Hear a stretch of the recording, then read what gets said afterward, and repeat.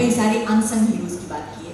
अम्बेडकर जाहिर है हमारी जनचेतना का हिस्सा रहे हैं और हम समझते हैं, उनके बारे में अब जानने लगे हैं ज़्यादा, पर उनके इतर आपको किन किरदारों ने मुतासिर किया जिनके बारे में अभी भी हम लोगों को कुछ पता नहीं कि? शुक्रिया।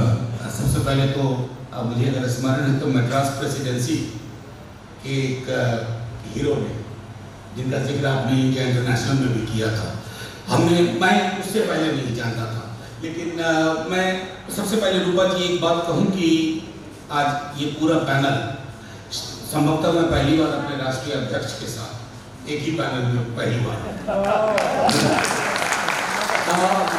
मैं मीटा जी की इस किताब को मैंने इनको नीचे भी कहा और मैं आपके समक्ष कहता हूँ कि कुछ किताबें होती हैं जो अपने समय और अपने बाद जिंदा दस्तावेज हो जाती हैं। एनिहिलेशन ऑफ कास्ट जिंदा दस्तावेज है और mark my words, this book is going to be the living document of our time. ये हमारी पुरखों की कारस्तानियों का भी जिक्र है। I hope you understand Hindi. ये हमारे पुरखों की कारस्तानियों का भी जिक्र है, ये हमारे वर्तमान की विसंगतियों का भी जिक्र है, और ये हमारे जिन संस्थानों में हम आशा पिरो के रखते हैं वो आशा कितनी फ्रेजाइल है, ये उसका भी जिक्र है।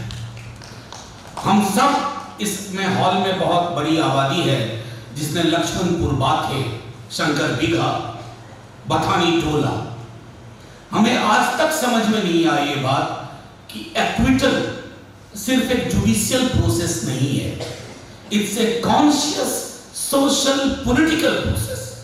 आप सामाजिक राजनीतिक दृष्टिकोण से फैसले लेते हैं और उसका नाम वो जुडिशियरी से निकल करके आता है, और अगर आपने विरोध किया तो आप कंटेम्प्ट के सवाल अपने, ये भी एक बहुत बड़ी फाइनेंस है, ये इस कंटेम्प्ट का कुछ कीजिए आप लोग सब मिल करके, क्योंकि अब इस तरह के फैसले आ रहे हैं जिन फैसलों से समाज में फासला बढ़ता है, और फासले बढ़े और हम चुप रहे तो कंटेम्प्ट नहीं होगा, अगर हम चुप नहीं रहे तो हम कंटेम्प्ट के सहभागी हैं। अब मैं एक चीज रूपा जी, मैं ज्यादा वक्त नहीं लूंगा, मैं देख रहा था आपको, ये जो जाति को लेकर के जो अवधारणाएं हैं, हम सब यहाँ बैठे हुए हैं लेकिन अपनी जातियों को छोड़ के नहीं बैठे हुए हैं। कल परसों किसी महापुरुष ने, जो एक सांस्कृतिक संगठन के महापुरुष हैं, उन्होंने कहा कि हिंदू समाज को जाति से निकलना होगा। कमाल की बात है, हिंदू समाज को जाति से निकलना होगा कि जाति ना हो गया, एक छतरी हो गई, जिस छतरी को हटाना है। जाति यहां है, जाति यहां है, जाति उस हाईकोर्ट जज के स्टेटमेंट में है कि आरक्षण से पढ़ के आए हो क्या? जब तक इस तरह की व्यवस्थाएं रहेंगी तब तक खरलांजी होगा, लक्ष्मणपुर बाथे होगा, और मनोज मिटा जी जैसे लोग उसका दस्तावेजीकरण करेंगे। महत्वपूर्ण इस बात को हम सबको समझना चाहिए। मैं, हमारे राष्ट्रीय अध्यक्ष ने शुरू किया, मैं सिर्फ एक बात कहता हूं, अभी जातिगत जनगणना को लेकर के मैं विषयांतर नहीं हो रहा हूं। एक बात आई कि भैया निजी मामला है, निजी मामले में हस्तक्षेप क्यों? It's a private, your cast is public, it was never private, it was never meant to be private, it affects your persona in your public life। और कोई भी चीज जो आपके सार्वजनिक जीवन में आपके व्यवहार का आधार है, आपके चुनाव का आधार है, आपकी प्रतिबद्धताओं का आधार है, वो निजी नहीं होती। जाति कभी निजी नहीं। तो इसलिए अगर, और कमाल की बात है कि हम जैसे कुछ संगठन अगर कुछ उत्पीड़न की बात करें तो हम जातिवादी संगठन हैं। देखिए फर्क है, शब्दावली का भी फर्क है, और ये शब्दावली कौन कर रहे हैं, और हम उसको चैलेंज नहीं करते हैं, क्योंकि 2-3 जगह ऐसी है जहां पर अभी भी इस व्यापक आबादी का कोई प्रतिनिधित्व नहीं है। फैजान साहब, अगेन टू यू, आप चूंकि वाइस चांसलर भी हैं, लिखते पढ़ते रहते हैं, आईपीसी पे बहुत अच्छा अभी लेख लिखा, मैं आपसे कहता हूं जुडिशियल में नॉन रिप्रेजेंटेटिवनेस, मैं इस किताब को देख रहा था तो कई दफे मुझे लगा कि प्रीवी काउंसिल में लोगों को जितनी समझ हुआ करती थी, शायद हमारी जुडिशरी को आज भी नहीं है। जबकि वो उजले लोग थे, सफेद लोग थे।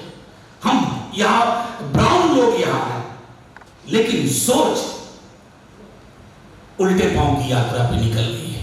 तो मुझे लगता है कि मीडिया हो, जुडिशियरी हो, उन सबको एक सार्वजनिक माफीनामा रखना होगा।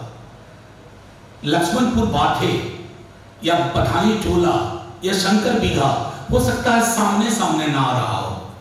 आज के द्रोणाचार्य बहुत स्मार्ट हैं, वो अंगूठा नहीं काटते हैं, कीबोर्ड ही नहीं पहुंचने देते हैं, कीबोर्ड हैक कर लेते हैं।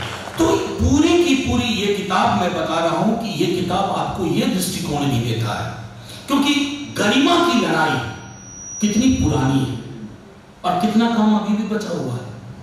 पहचान के आधार पर कोई लगातार हाशिए पे रहे और सवाल उठाया जाए, तो जैसा उन्होंने कहा संजय जी ने, ये हार्मनी शब्द अपने आप में विडंबनाओं से भरा है।